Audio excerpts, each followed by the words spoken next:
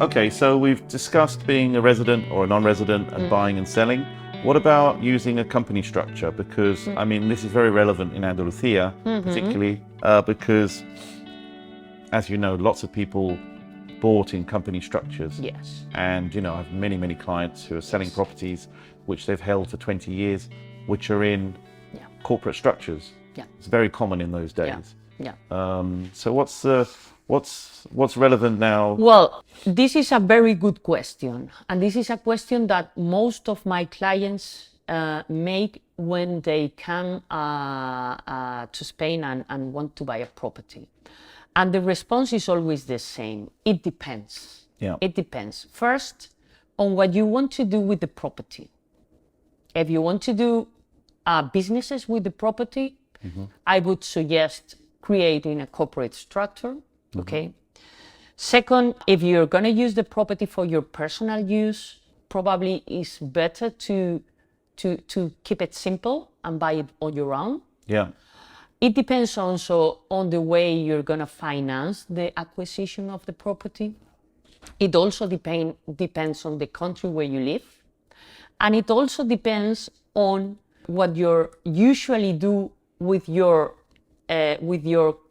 structure and your business structure and your asset structure.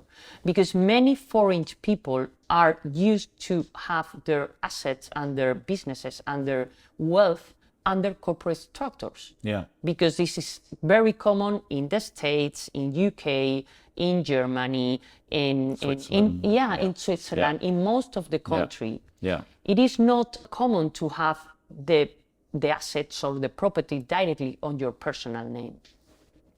So sometimes this makes a difference because they want to have or they want to create a corporate structure, not for tax purposes, but for structuring their wealth. Yeah. So this has to be with the taxes they pay in the region or how they want to organize their businesses or their wealth. No? But going into what are the main difference. When you're buying, you never want to buy a company with a property. You want to buy the property. Yeah. Something different is if you want to buy the property setting up a company or if you want to buy the property by your own. But when you are the buyer, you don't want to inherit or you don't want to buy the shares in a real estate company. No. Because, and this is very simple, because of the increasing value of the property. Yeah. Because if the company that you are purchasing bought the property 20 years ago, probably the book value of the property is none, is zero. And you are paying 2-3 million euros for buying that property. Yeah. So normally the buyer wants and prefer to buy the property. Yeah. Okay. The seller normally, if the property is in a company, prefer to sell the shares of the company because pay 19%. Yeah.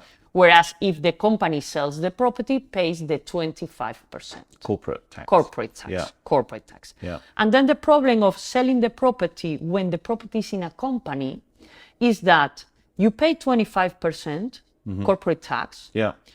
You may have tax losses or not, you never know, because tax losses are normally audited by the tax authorities and they are very reluctant to accept losses in companies which only has properties as a holding. Okay. Yeah.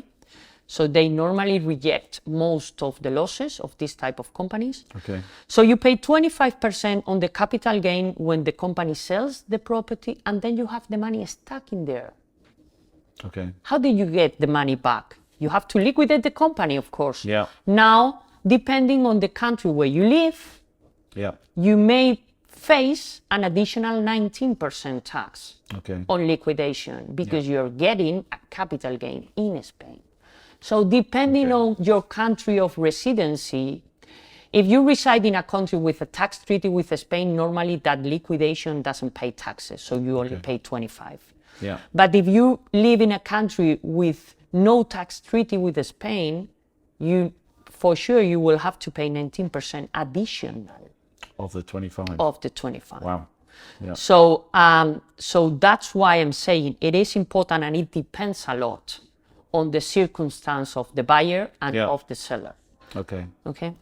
So one of the things that I was interested in. Let's say you have a company structure, and it sounds to me like it's a bit of a dud deal over time because the value lessens as long as the market continues to grow. Yeah. You're dealing with a depreciating asset. Yeah. Is there a way of increasing the value of the asset every so often? Can you get it revalued? No. No. No, Okay. no.